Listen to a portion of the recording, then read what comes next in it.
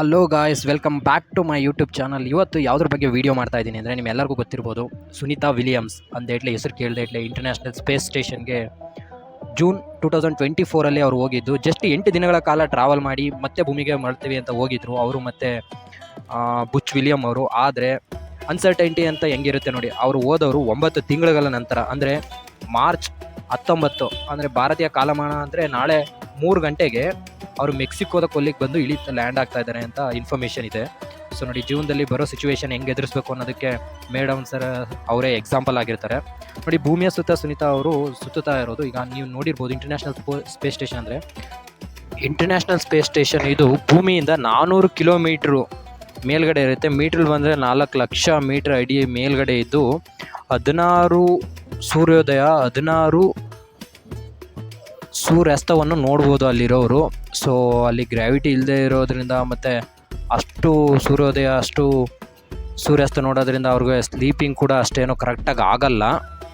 ಇವಾಗ space X dragon ಅನ್ನೋ ನೌಕೆ 4 ಜನರ ತಂಡ ಆಲ್ರೆಡಿ ಡಾಕ್ ಆಗಿದೆ. ಇಲ್ಲಿಂದ ಹೊರಟಿ ಭಾರತೀಯ ಕಾಲಮಾನ ಪ್ರಕಾರ ಬುಧವಾರ 19ನೇ ತಾರೀಕಿಗೆ ಅವರು ಬಂದು ಮೆಕ್ಸಿಕೋ ಕೊಲ್ಲಿಗೆ ಇಳಿತಾರೆ ಅನ್ನೋ ಇನ್ಫಾರ್ಮೇಷನ್ ಎಲ್ಲ ಕಡೆ ಇದಾಗ್ತಾ ಇದೆ. ಅವ್ರು ಯಾವುದೇ ರೀತಿ ಅವಘಡ ಆಗದೆ ಬಂದು ತಲುಪಲಿ ಅಂತ ನಾವು ನೋಡ್ಬೋದು. 8 ದಿನಕ್ಕೆ ಅಂತ ಹೋಗಿದ್ದವರು 2024 ಜೂನ್ಲಿ ಹೋಗಿದ್ದವರು 9 ತಿಂಗಳು ಆದಮೇಲೆ ಇವಾಗ ವಾಪಸ್ ಬರ್ತಾ ಇದ್ದಾರೆ. ಸ್ಪೇಸ್ ಎಕ್ಸು ಮತ್ತು ನಾಸಾ ಇಬ್ಬರು ನೇತೃತ್ವದಲ್ಲಿ ಇದು ನಡೀತಾ ಇದೆ. ಇದು ಇಂಟರ್ನ್ಯಾಷನಲ್ ಸ್ಪೇಸ್ ಸ್ಟೇಷನ್ ನಿಮಗೆಲ್ಲ ಗೊತ್ತಿರಂಗೆ ಅದ್ರ ಮಾಲೀಕತ್ವ ಅನ್ನೋದು 5 ದೇಶಗಳ ಒಳಗೊಂಡಿದೆ.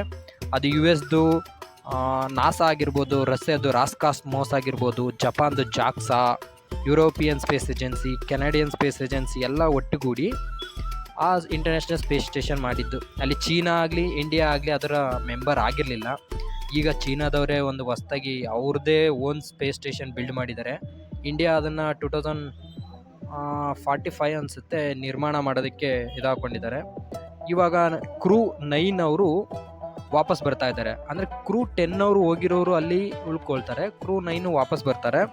ಅದೇ ನೌಕೆಯಲ್ಲಿ 4 ಜನ ವಾಪಸ್ ಬರ್ತಾ ಇದ್ದಾರೆ. ಈಗ ನಿಕ್ಕು, ಅಲೆಕ್ಸಾಂಡರು, ಬುಚ್ ವಿಲ್ಮೋರು, ಸುನೀತಾ ವಿಲಿಯಮ್ಸು 8 ದಿನಕ್ಕೆ ಅಂತ ಹೋಗಿ 284 ದಿನಗಳವರೆಗೆ ಅಲ್ಲಿದ್ದು ಇವಾಗ ಬರ್ತಾ ಇದ್ದಾರೆ.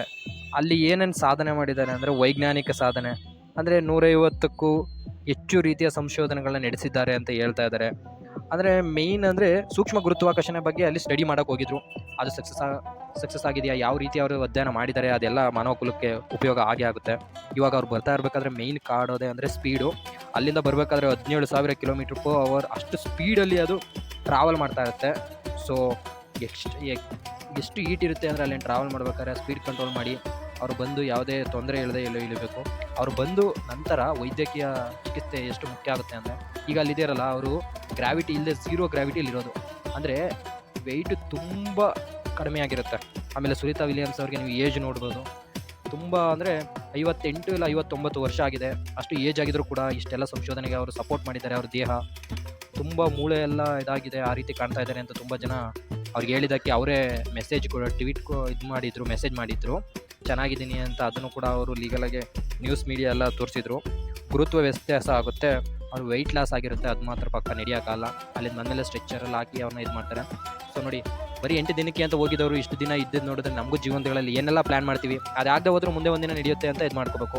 ಮತ್ತು ನೆನ್ನೆ ಪೇಪರಲ್ಲಿ ಅಬ್ಸರ್ವ್ ಮಾಡಿರ್ಬೋದು ನೀವು, ಅವರು ಇಷ್ಟು ದಿನಕ್ಕೆ ಇದ್ದದಕ್ಕೆ ಅವ್ರಿಗೆ ಎಷ್ಟರ ಸಂಬಳ ಕೊಡ್ಬೋದಾ ಅಂತ ಏನೋ ಪೇಪರ್ ನೋಡ್ದಂಗೆ ಇದ್ದಕ್ಕೆ ಅವ್ರಿಗೆ ಏನು ಹೋಗೋದಕ್ಕಿತ್ತು ಅಲ್ಲಿವರೆಗೆ 1 ಕೋಟಿವರೆಗೆ ಅವ್ರಿಗೆ ಮಾತಾಡಿದ್ದಾರೆ. ಬಟ್ ಅವ್ರಿಗೆ ಎಕ್ಸ್ಟ್ರಾ ಇರೋ ಡೇಗೆ ಒಂದು ದಿನಕ್ಕೆ ಎಷ್ಟೋ 380 ಸಮಥಿಂಗ್ ಇತ್ತು. ಅದನ್ನೆಲ್ಲ ಒಟ್ಟುಗೂಡಿಸಿದ್ರೆ ಅವ್ರು ಇರೋದಕ್ಕೆ 1 ಲಕ್ಷ ರೂಪಾಯಿ ಹೆಚ್ಚಿಗೆ ಸಿಗುತ್ತೆ ಅಷ್ಟೇ ಅಂತ ಪೇಪರ್ ನೋಡಿ ನನಗೂ ಕೂಡ 1 ಲಕ್ಷ ಅಷ್ಟೇ ಅವ್ರಿಗೆ ಎಷ್ಟ ಸಿಗೋದು ಅಂತ ಇದ್ದೆ. ಮನಿ ಮ್ಯಾಟರ್ ಆಗದೆ ಇದ್ರು ಕೂಡ ಅವರು ಸುರಕ್ಷಿತವಾಗಿ ತಲುಪಲಿ ಅಂತ ಎಲ್ಲ ಕೇಳ್ಕೊಬೋದು. ಯಾಕಂದರೆ ನಮ್ಮ ಭಾರತೀಯ ಮೂಲದವರು ಕಲ್ಪನಾ ಚಾವ್ಲಾ ಅವರು ಕೂಡ ಹೋಗಿದ್ರು, ಬಟ್ ಅನಿರೀಕ್ಷಿತವಾಗಿ ಆದ ಘಟನೆಯಿಂದ ಅವ್ರನ್ನ ಕಳ್ಕೊಳ್ಬೇಕಾಯಿತು. ಈಗ ಸುನೀತಾ ವಿಲಿಯಮ್ಸ್ ಅವ್ರಿಗೆ ಯಾವುದೇ ರೀತಿ ಅವಘಡ ಆಗದೆ ಬಂದು ಸೇಫಾಗಿ ಲ್ಯಾಂಡ್ ಆಗಲಿ, ಅವ್ರ ಅಧ್ಯಯನದಿಂದ ಮನುಕುಲಕ್ಕೆ ಒಳ್ಳೆಯದಾಗಲಿ ಅಂತ ಕೇಳ್ಕೊಬೋದು.